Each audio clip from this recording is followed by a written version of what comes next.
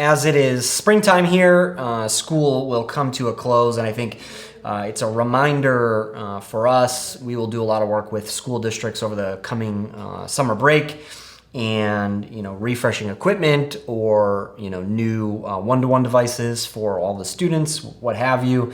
It's a stark reminder that school districts are also a target, just like the rest of businesses and organizations, for cybercrime. And a school district has some interesting dynamics to it that really need to be looked at. Certainly there are a plethora more devices with one-to-one of a device in every student's hand. You have teachers and students as well as faculty, and just a lot of moving pieces. And a few years back around here locally, one of the school districts was hit with ransomware that really impacted their ability to continue the schooling during the year. I think it was something like 20% of their servers had gotten ransomwared, and it took them a few months during the school season to really bring things back online. Something to the tune of, they had 5,000 plus devices, right? So a very big network, a very big environment. And it was really important, of course, to the people in the community. A lot of them really voted and said, hey, we don't want to pay the ransom, but we want everything back online. We want our students to be educated, of course.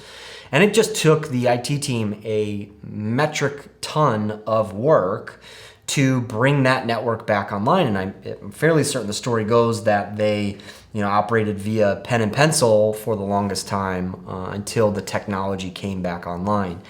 And it's just it's top of mind for us that a lot of this stuff is in fact preventable, right?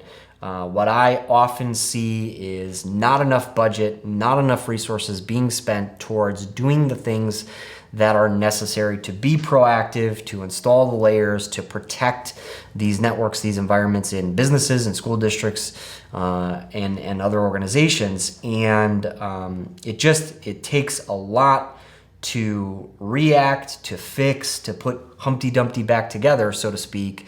And it doesn't take as much. Yes, it's time. Yes, it's money. Yes, it's installing these layers and being more proactive. But you'll have a lot better opportunity at preventing these kinds of ransomware, data breaches, shutdowns, lockdowns of technology and of servers. And then either your customers can be served or students can be educated, what have you. And so to me, it's important that every organization put in these layers, put in the prevention, increase the budgets, if you will, for IT technology, because cybersecurity is hugely important. And so, I'd encourage any school districts throughout the coming summer break to really look at this. And if they haven't done anything yet, this is an important season to put in these protections so that, next school season things run well.